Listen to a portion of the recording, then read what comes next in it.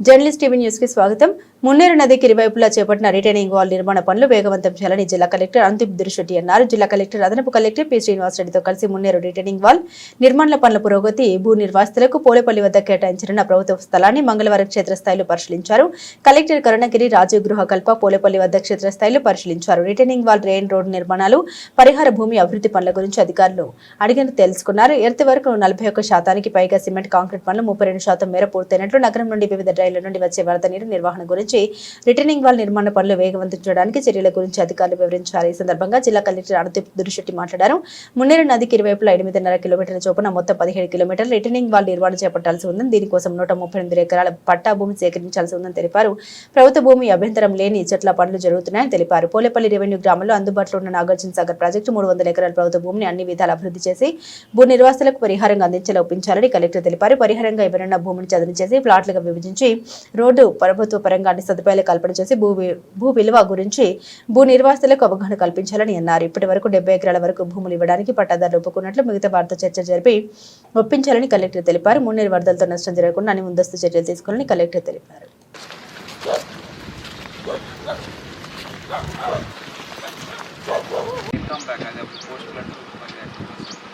మీరు వర్కౌట్ చేసి కట్టు నాకు అది బై టుమారో కల్లా ఎక్కడ ఏళ్ళకి వాళ్ళకి షిఫ్ట్ చేయడానికి ఆ టీసీఎంలో అవి కూడా కొంచెం మాట్లాడుతారు ప్రైవేట్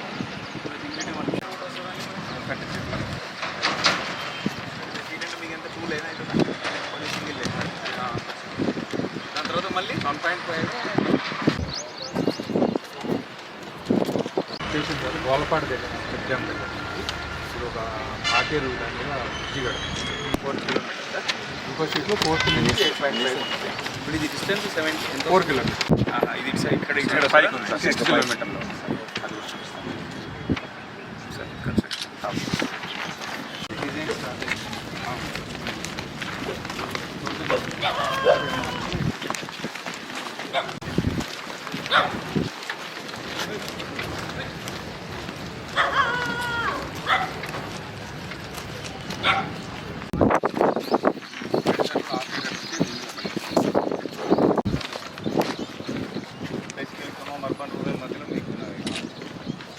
అటువైపు ప్లాట్స్ ఏది అది మన కాంపెన్సేషన్ అమౌంట్ కూడా ఎక్కువ అక్కడే ఉంటుంది. ఇక్కడే పురం ఖమ్మం రెవెన్యూలోనే ఎక్కువ స్ట్రక్చర్స్ అట్లీస్ట్ ట్రైన్ సపరేట్ ఇస్తాం దీంట్లో వాళ్ళే కోర్టు వేరు ఎవరు అర్బన్ వాళ్ళ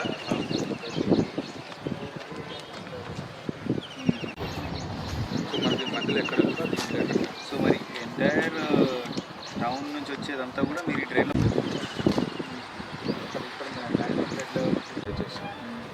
టౌన్ నుంచి వచ్చేది 9 అందుకని మనం ఏం చేస్తాం సార్, 0 దగ్గర కాకుండా ఇంకా 500 మీటర్స్ ముందుకెళ్ళి కలిపి సో అక్కడ మళ్ళీ 16 ml మళ్ళీ అది కూడా తీసుకున్నాం సార్ క్యాల్కులేషన్.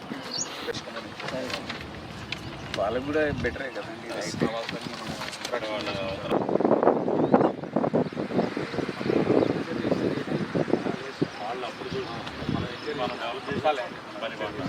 మనం ఎంజాయ్ చేసే ప్లేస్ ఏది పారేసాం అన్ని పొలాలు అగ్రికల్చర్ వీళ్ళు గ్రౌండ్ లెవెల్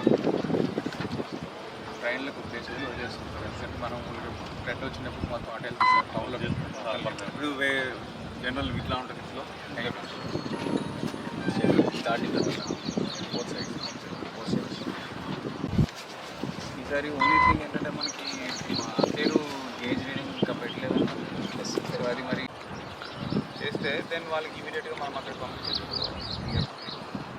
డిసైడ్ లేదు. కానీ ఈ ఏరియానే మనకి మోస్ట్ ప్రాబ్లమ్. ఈ ఏరియా సార్ కొంచెం బ్రిడ్జ్ దాటిన తర్వాత లెఫ్ట్ సైడ్ అక్కడ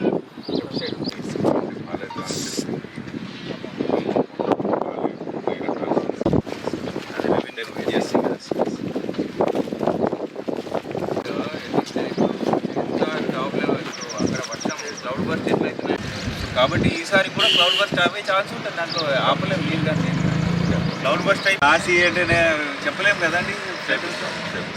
ఎక్కడెక్కడ ఉన్నదో నాకు నోట్ చేస్తుంది. సో అది అనుకుంటే అది వెళ్ళిపోయిన తర్వాత then we can come. Last మినిట్లో నైట్ కూడా రావచ్చు 11 మన తరఫు నుంచి ఇవాక్యుయేషన్ బిగ్గా స్ట్రిక్ట్గా ఉండాలి.